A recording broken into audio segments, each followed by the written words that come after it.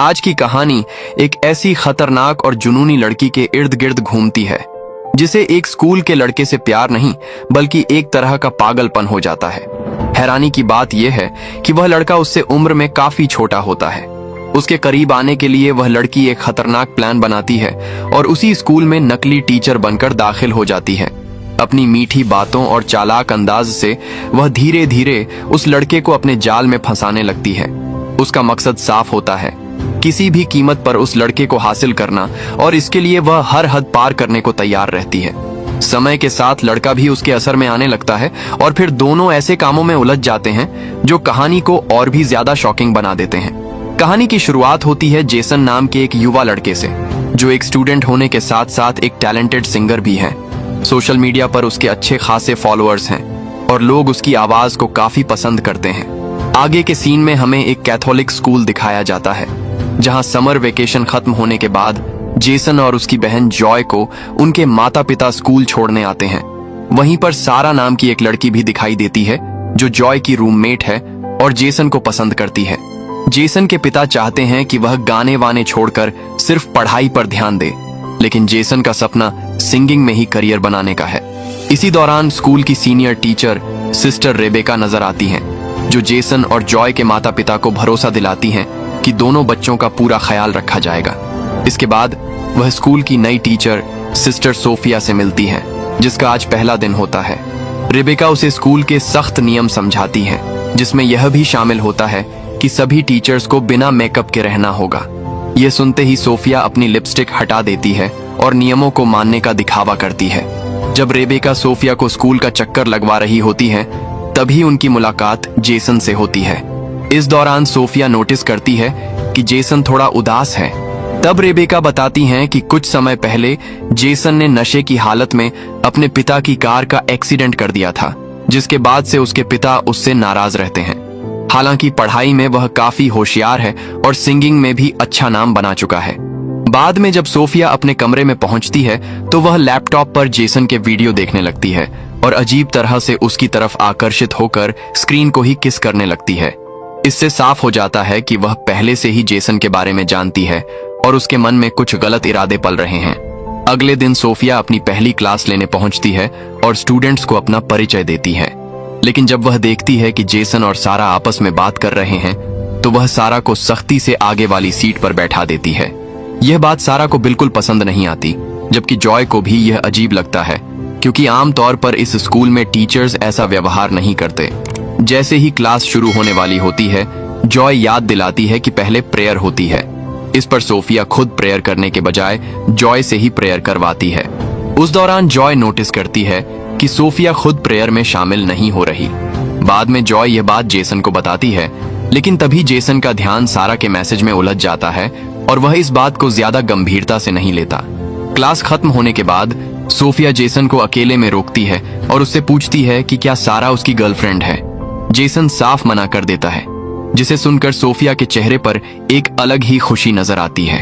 लेकिन अगले ही दिन सारा जेसन को प्रपोज कर देती है और जेसन भी बिना ज्यादा सोचे हाँ कह देता है।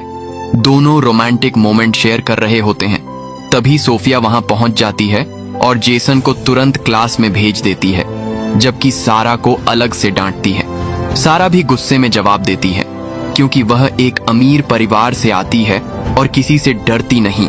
लेकिन सोफिया को इससे कोई फर्क नहीं पड़ता और वह सारा को सख्त लहजे में जेसन से दूर रहने की चेतावनी देती है। यहाँ से कहानी और भी ज्यादा डार्क और इंटेंस होने लगती है, जहाँ हर कदम पर खतरा बढ़ता नजर आता है। फिर क्लास खत्म होने के बाद सोफिया जेसन को रोक लेती है और हल्की मुस्कान के साथ उससे पूछती है, तुमने तो कहा था कि तुम्हारी कोई गर्लफ्रेंड नहीं है, फिर सारा के साथ क्या चल रहा था? ये सवाल सुनकर जेसन घबरा जाता है और उसके पास कोई साफ जवाब नहीं होता। वह बस चुप खड़ा रह जाता है। तभी सोफिया उसे कहती है कि वह बाद में उसके केबिन में आकर मिले, उसे कुछ जरूरी बात करनी है। जेसन मजबूरी में हामी भर देता है। अगले सीन में हम देखते हैं कि सोफिया अपने कमरे में जाती है और जानबूझकर दरवाजा थोड़ा खुला छोड़ देती है। फिर वह ऐसे बिहेव करने लगती है जैसे उसे किसी की परवाह ही न हो और धीरे धीरे खुद को मॉइस्चराइज करने लगती है। उसी समय जेसन वहां पहुंच जाता है और ये सब देखकर बोल पड़ता है, भैंस की आंख, यहाँ तो पूरा शो चल रहा है। दरअसल ये सब सोफिया का प्लान था। वह चाहती थी कि जेसन उसे इस हालत में देखे ताकि उसके मन में भी लड्डू फूटें, और वही होता है। जेसन वहां से सीधे अपने कमरे में लौट आता है, लेकिन उसका दिमाग पूरी तरह ब्लैंक होता है और सोफिया में उलझ चुका होता है। पूरी रात वह उसी के बारे में सोचता रहता है और अपने ख्यालों में खो जाता है। अगले दिन जब सोफिया उससे पूछती है कि वह उससे मिलने क्यों नहीं आया, तो जेसन बहाना बनाकर कह देता है कि वह भूल गया था। इसी तरह धीरे धीरे एक हफ्ता गुजर जाता है और वीकेंड पर उनके माता पिता बच्चों को घर ले जाने स्कूल पहुंचते हैं। लेकिन जेसन के बिना रहना अब सोफिया के लिए मुश्किल हो चुका था। उसका ध्यान कहीं और लग ही नहीं रहा था, इसलिए वह सिस्टर रेबेका से झूठ बोलकर छुट्टी ले लेती है कि उसकी आंटी की तबीयत खराब है। दूसरी तरफ घर पहुंचकर जेसन अपने पिता से कहता है कि वह 1 साल का ब्रेक लेकर सिंगिंग पर फोकस करना चाहता है, लेकिन उसके पिता इस बात से बिल्कुल सहमत नहीं होते। वह चाहते हैं कि जेसन अपनी पढ़ाई पर ध्यान दे। इसी बात को लेकर दोनों के बीच बहस हो जाती है और गुस्से में जेसन घर से बाहर निकल जाता है। बाहर अकेले बैठकर वह अपने दिल की बात गाने के जरिए निकालने लगता है। तभी दूर सोफिया अपनी कार में बैठी उसे छुप कर देख रही होती है और उसकी सिंगिंग को महसूस कर रही होती है। उसकी नजरें सिर्फ जेसन पर टिकी होती हैं और वह अंदर ही अंदर बेचैन हो रही होती है। तभी जेसन के फोन पर सारा का कॉल आता है, जिसे देखकर सोफिया का मूड अचानक बदल जाता है और वह गुस्से से भर जाती है। उसी दौरान उससे गलती से आवाज हो जाती है, जिससे जेसन को शक होता है और वह उस तरफ बढ़ता है। लेकिन तभी जॉय का मैसेज आ जाता है और वह वापस घर लौट जाता है। अब सोफिया ठान लेती है कि किसी भी तरह सारा को जेसन की जिंदगी से हटाना होगा। इसके लिए वह एक खतरनाक चाल चलती है। रात के समय वह चुपके से सारा के कमरे में जाती है और उसकी किताब के अंदर ड्रग्स छुपा देती है। लेकिन जैसे ही वह बाहर निकलती है, सामने सिस्टर रेबेका आ जाती है। सोफिया तुरंत बहाना बना देती है कि उसे कोई आवाज सुनाई दी थी, इसलिए वह चेक करने आई थी। उसी वक्त जॉय भी जाग जाती है, जो सारा की रूममेट है, और यह सब देखकर उसके मन में सोफिया को लेकर शक पैदा होने लगता है। अगले दिन क्लास में सोफिया सभी स्टूडेंट्स से वही पेज खोलने के लिए कहती है जहां उसने ड्रग्स छुपाए थे। जैसे ही सारा अपनी किताब खोलती है, सोफिया उसे रंगे हाथों पकड़ लेती है और सख्त आवाज में कहती है कि इसके लिए उसे कड़ी सजा मिलेगी। कुछ ही समय में यह खबर पूरे स्कूल में फैल जाती है और सारा को सस्पेंड कर दिया जाता है। लेकिन सोफिया यहीं नहीं रुकती। वह सिस्टर रेबेका को समझाती है कि स्कूल की रेपुटेशन बनाए रखने के लिए बॉयज हॉस्टल की भी तलाशी लेनी चाहिए। रेबेका को यह बात सही लगती है और जांच शुरू कर दी जाती है। तलाशी के दौरान जेसन के बेड के नीचे से शराब की बोतल मिलती है, जो असल में सोफिया की एक और चाल होती है। जेसन बार बार सफाई देता है कि उसे इस बारे में कुछ नहीं पता, जरूर किसी ने उसे फंसाने की कोशिश की है। वह कहता है कि अगर उसे सस्पेंड कर दिया गया तो उसकी जिंदगी बर्बाद हो जाएगी, और यही वह पल था जिसका सोफिया इंतजार कर रही थी। वह एक प्रस्ताव रखती है कि अगर जेसन सस्पेंशन से बचना चाहता है तो उसे 1 हफ्ते तक स्कूल में सिस्टर्स की तरह काम करना होगा। मजबूरी में जेसन इस शर्त को मान लेता है, लेकिन सवाल यह है कि सोफिया आखिर यह सब क्यों कर रही है? उसका असली मकसद क्या है? इन सवालों के जवाब जानने के लिए हमें पास्ट में जाना पड़ेगा, जहां पहली बार सोफिया ने सोशल मीडिया पर जेसन को देखा था। जेसन की आवाज और उसके गानों ने उस लड़की को इस हद तक प्रभावित कर दिया था कि वह उसके पीछे पागल हो गई। धीरे धीरे यह दीवानगी ठरक में बदल गई। जेसन तक पहुंचने के लिए उसने एक बेहद खतरनाक कदम उठाया। उसे पता चलता है कि उसी कैथोलिक स्कूल में सोफिया नाम की एक सिस्टर ट्रांसफर होकर आने वाली है। बस यही मौका देखकर वह असली सोफिया को रास्ते से हटा देती है और उसके सारे डॉक्यूमेंट्स अपने नाम पर करवा लेती है। इसके बाद वह खुद को सिस्टर सोफिया बनाकर स्कूल में दाखिल हो जाती है, ताकि बिना शक के जेसन के करीब रह सके। अब कहानी वापस प्रेजेंट में आती है, जहां जेसन सजा के तौर पर स्कूल के गार्डन में पौधे लगा रहा होता है। तभी सोफिया वहां पहुंचती है और उसकी मदद करने के बहाने उससे बात करने लगती है। धीरे धीरे वह अपनी बातों और हरकतों से उसे अपनी तरफ खींचने की कोशिश करती है। उसका मकसद अब बिल्कुल साफ है, किसी भी तरह जेसन को अपने काबू में करना। दूर खड़ी जॉय यह सब देख रही होती है और सोफिया का यह अजीब व्यवहार उसे अंदर ही अंदर परेशान करने लगता है। आगे रात का सीन आता है जब पूरा स्कूल सो रहा होता है। उसी वक्त सोफिया चुपके से जेसन के कमरे में दाखिल होती है। अंदर आते ही वह अपना फोन रिकॉर्डिंग पर लगा देती है और धीरे धीरे अपने गहने उतारने लगती है। तभी जेसन की नींद खुल जाती है और उसे सामने देखकर वह चौंक जाता है। लेकिन सोफिया बिना रुके उसे अपने जाल में फंसाने लगती है। वह उसके करीब जाती है और उसे बहकाने की कोशिश करती है। जेसन अंदर से डरा हुआ होता है और कहता है कि यह सब गलत है, लेकिन सोफिया उसे समझाती है कि कोई नहीं जानेगा, सब ठीक है। उसकी मीठी बातों और दबाव के आगे जेसन कमजोर पड़ जाता है और आखिरकार वह उसके प्लान में फंस जाता है। अगली सुबह जेसन को अपनी गलती का एहसास होता है। उसे लगता है कि उसने बहुत बड़ा पाप कर दिया है, इसलिए वह चर्च जाकर माफी मांगने का फैसला करता है। लेकिन रास्ते में सोफिया फिर उससे मिलती है और पिछली रात की बातें छेड़ने लगती है। जेसन साफ कहता है कि उन्हें ऐसी बातें यहाँ नहीं करनी चाहिए। फिर भी सोफिया उसे रात को मिलने के लिए कहती है, लेकिन जेसन बात टालकर चर्च की ओर चला जाता है। चर्च में पहुंचकर जब वह कन्फेशन बॉक्स में बैठकर अपने गुनाह कबूल करने लगता है तो उसे पता चलता है कि सामने फादर नहीं बल्कि सोफिया बैठी है। इससे पहले कि वह कुछ समझ पाता, सोफिया उसे फिर से अपने जाल में खींच लेती है। एक बार फिर वह उसे बहका देती है और जेसन खुद पर काबू नहीं रख पाता। कुछ समय बाद जेसन घर लौट आता है। तभी उसे सारा का मैसेज मिलता है जिसमें वह उसे रात की पार्टी के लिए बुलाती है। वहीं दूसरी तरफ सोफिया स्कूल से निकलते वक्त सिस्टर रेबेका और एक फादर की बातचीत सुन लेती है। उस बातचीत में असली सोफिया का जिक्र होता है, जिससे उसे एहसास होता है कि फादर असली सिस्टर को पहचानते हैं। ये सुनकर वह घबरा जाती है और जल्दी से वहां से निकलने की कोशिश करती है। तभी सिस्टर रेबेका उसे रोककर पूछती हैं कि वह कहां जा रही है, तो वह तुरंत मेडिकल इमरजेंसी का बहाना बनाकर वहां से चली जाती है। उधर जेसन अपने पिता से पार्टी में जाने की इजाजत मांगता है, लेकिन उसके पिता मना कर देते हैं। इस बात पर दोनों के बीच फिर से बहस होती है और गुस्से में जेसन बिना इजाजत के ही पार्टी में चला जाता है। लेकिन सोफिया उस पर नजर रखे हुए होती है और चुपचाप उसका पीछा करती है। पार्टी में जेसन काफी ज्यादा शराब पी लेता है। इसके बाद सारा उसे एक कमरे में ले जाती है जहां दोनों करीब आने लगते हैं। लेकिन उसी दौरान जेसन के दिमाग में सोफिया के साथ बिताए पल घूमने लगते हैं, जिससे वह बेचैन हो जाता है। वह वहां से निकलकर बाहर चला जाता है और नशे की हालत में सड़क पर पहुंच जाता है। तभी पुलिस उसे पकड़ लेती है। उसी वक्त सोफिया वहां पहुंचती है और पुलिस से कहती है कि जेसन एक स्टूडेंट है और सिर्फ तनाव में है, इसलिए उसे छोड़ दिया जाए। सोफिया की बात मानकर पुलिस उसे जाने देती है। जेसन की हालत ऐसी नहीं होती कि वह घर जा सके, इसलिए सोफिया उसे एक होटल के कमरे में ले जाती है। दूसरी तरफ जेसन की मां उसके पिता को समझाती है कि उन्हें अपने बेटे को उसके सपनों के लिए थोड़ा समय देना चाहिए। काफी सोच विचार के बाद उसके पिता मान जाते हैं और उसे वापस घर लाने के लिए निकल पड़ते हैं। उधर होटल के कमरे में माहौल धीरे धीरे बदलने लगता है। सोफिया जानबूझकर अपने कपड़े उतारने लगती है ताकि वह फिर से जेसन को अपने जाल में खींच सके। लेकिन इस बार जेसन को सब कुछ साफ साफ समझ आने लगता है। उसे महसूस होता है कि सोफिया हर जगह उसका पीछा कर रही है और यह सब अब कंट्रोल से बाहर जा रहा है। वह साफ शब्दों में कहता है कि जो कुछ उनके बीच हुआ वह बहुत बड़ी गलती थी और वह इस बात को लेकर अंदर ही अंदर टूट रहा है। वह फैसला करता है कि अब आगे ऐसा कुछ नहीं होगा। सोफिया उसे समझाने की कोशिश करती है। वह इमोशनल होकर कहती है कि दोनों की जिंदगी में हालात एक जैसे हैं। जैसे जेसन के पिता उसे नहीं समझते, वैसे ही उसके अपने घर में भी कोई उसे नहीं समझता।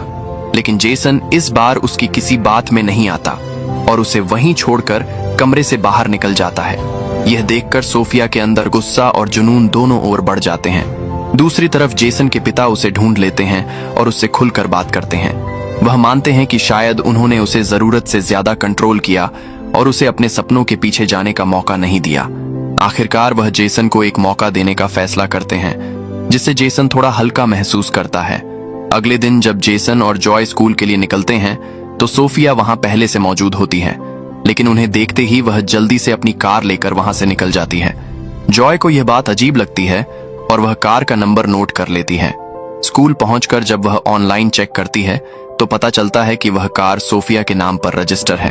अब जॉय को पूरा यकीन हो जाता है कि वही उनके घर के बाहर नजर रख रही थी। इधर जेसन जब अपने कमरे में पहुंचता है तो वह देखता है कि सोफिया बेहोश पड़ी है। वह घबरा जाता है और उसे होश में लाने की कोशिश करता है, लेकिन थोड़ी ही देर में उसे एहसास होता है कि यह सब एक नाटक है। गुस्से में आकर वह कहता है कि अब वह यह सब और बर्दाश्त नहीं करेगा और फादर से जाकर उसकी शिकायत करेगा। लेकिन सोफिया उस पर पलटवार करती है। वह धमकी देती है कि अगर उसने कुछ कहा तो वह भी सबके सामने सच खोल देगी कि एक स्टूडेंट होकर उसने अपनी टीचर के साथ क्या किया। वह साफ कहती है कि अगर वह डूबेगी तो जेसन को भी साथ लेकर डूबेगी। ये सुनकर जेसन समझ जाता है कि वह एक बहुत खतरनाक जाल में फंस चुका है। इसी बीच जॉय का फोन आता है जिसमें वह उसे सोफिया की कार के बारे में बताती है। जेसन उसे कहता है कि फिलहाल यह बात किसी को मत बताना। अगले दिन क्लास में प्रेयर के बाद सिस्टर रेबेका सारा को वापस स्कूल लेकर आती है। ये देखकर सोफिया का गुस्सा फूट पड़ता है। वह रेबेका से सवाल करती है कि सारा को दोबारा आने की अनुमति कैसे दी गई। इस पर रेबेका सख्ती से उसे चुप कराती है और कहती हैं कि उसे स्कूल के नियम सिखाने की जरूरत नहीं है। सारा के वापस आने से जेसन खुश हो जाता है और अपने मूड में गाना गाने लगता है। लेकिन दूसरी तरफ सोफिया का व्यवहार अब और भी ज्यादा असामान्य हो जाता है। उसका गुस्सा अब खतरनाक रूप लेने लगता है। फिर एक सीन में दिखाया जाता है कि जब सारा अकेले बाथरूम में होती है तभी सोफिया वहां पहुंचती है और गुस्से में आकर उसे बुरी तरह चोट पहुंचा देती है। बाद में वह सब कुछ ऐसे सेट कर देती है कि मामला एक हादसा लगे। कुछ देर बाद जॉय जब वहां पहुंचती है तो सारा को उस हालत में देखकर घबरा जाती है और जोर से चिल्लाने लगती है। जांच के बाद पुलिस इसे एक हादसा मान लेती है और केस को उसी तरह क्लोज करने की तैयारी करती है। लेकिन जॉय को यह बात अंदर से सही नहीं लगती। उसे लगता है कि यहाँ जरूर कुछ गड़बड़ है। अगले दिन चर्च के बाहर जेसन सोफिया का सामना करता है और शक जताता है कि सारा के साथ जो हुआ उसमें उसका हाथ हो सकता है। लेकिन सोफिया बेखौफ होकर कहती है कि अब कुछ भी साबित नहीं होगा क्योंकि पुलिस इसे हादसा मान चुकी है। फिर वह जेसन को उसकी ही कमजोरी याद दिलाती है और उसे नीचा दिखाने लगती है। इसके बाद वह एक और बड़ा झटका देती है। वह जेसन को वह वीडियो दिखाती है जो उसने चुपके से रिकॉर्ड किया था और साफ शब्दों में धमकी देती है कि अगर उसने ज्यादा सवाल उठाए या उसके खिलाफ जाने की कोशिश की तो वह इस वीडियो को सोशल मीडिया पर डालकर उसकी पूरी जिंदगी बर्बाद कर देगी। ये सुनकर जेसन पूरी तरह डर जाता है और उसे समझ आ जाता है कि अब मामला बहुत ज्यादा खतरनाक हो चुका है। अगले दिन जब सोफिया जेसन और जॉय को घर जाते हुए देखती है तो इस बार भी वह एक नया बहाना बना लेती है। वह सिस्टर रेबेका से कहती है कि उसकी आंटी का निधन हो गया है और उसे तुरंत जाना होगा। इजाजत मिलते ही वह वहां से निकल जाती है, लेकिन उसका असली मकसद कुछ और ही होता है। उसी रात जेसन अपने परिवार के साथ डिनर के लिए एक रेस्टोरेंट जाता है।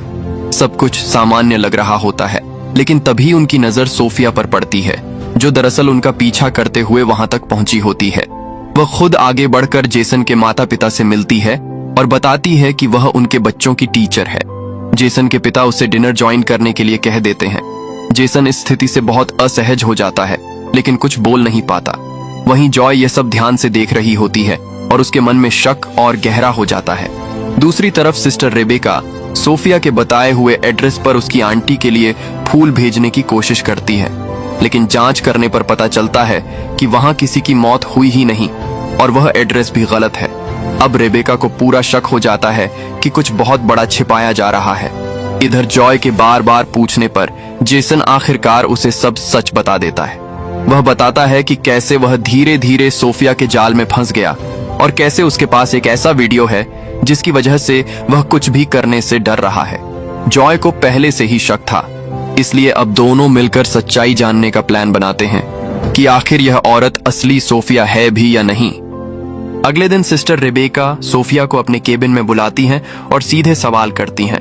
वह कहती हैं कि जब से वह स्कूल आई है तब से अजीब घटनाएं हो रही हैं। सारा की मौत, झूठी बातें, गलत एड्रेस, सब कुछ सस्पिशियस है। वह साफ कह देती हैं कि अब वह यह मामला फादर तक लेकर जाएंगी।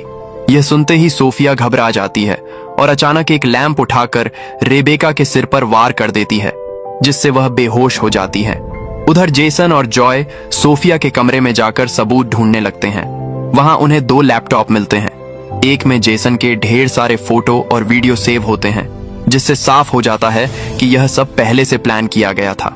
साथ ही उन्हें पता चलता है कि उसका असली नाम सोफिया नहीं बल्कि लोरा है, जिसने फर्जी पहचान बनाकर यहाँ एंट्री ली थी। जैसे ही दोनों यह सच लेकर बाहर निकलते हैं, उनका सामना लोरा से हो जाता है। जेसन के हाथ में अपना लैपटॉप देखकर वह समझ जाती है कि उसका राज खुल चुका है, लेकिन वह अजीब तरीके से बात करने लगती है और कहती है कि वह जेसन से सच्चा प्यार करती है। उसके गाने सिर्फ उसके लिए थे। ये सुनकर दोनों को यकीन हो जाता है कि वह मेंटली अनस्टेबल है। जेसन और जॉय तुरंत वहां से निकलकर सिस्टर रेबेका को बताने की कोशिश करते हैं, लेकिन तभी लोरा पीछे से जॉय पर हमला कर देती है। यह देखकर जेसन गुस्से में आकर लोरा को पकड़ लेता है, लेकिन वह उसे भी घायल कर देती है। तभी सिस्टर रेबेका होश में आकर वहां पहुंचती हैं और उसे रोकने की कोशिश करती हैं, लेकिन लोरा उन पर भी हमला कर देती है। आखिरकार जेसन हिम्मत जुटाता है और अपने पास मौजूद एक औजार से लोरा पर वार कर देता है। इस बार वह बच नहीं पाती और वहीं उसकी कहानी खत्म हो जाती है। इस तरह जेसन और जॉय उस खतरनाक साजिश से बाहर निकल पाते हैं। कहानी के अंत में स्कूल का ग्रेजुएशन डे दिखाया जाता है। माहौल अब शांत और सामान्य हो चुका होता है। जेसन के पिता जॉय को एक खास गिफ्ट देते हैं और जेसन को एक नया गिटार मिलता है, जो उसके सपनों की ओर एक नई शुरुआत का संकेत होता है।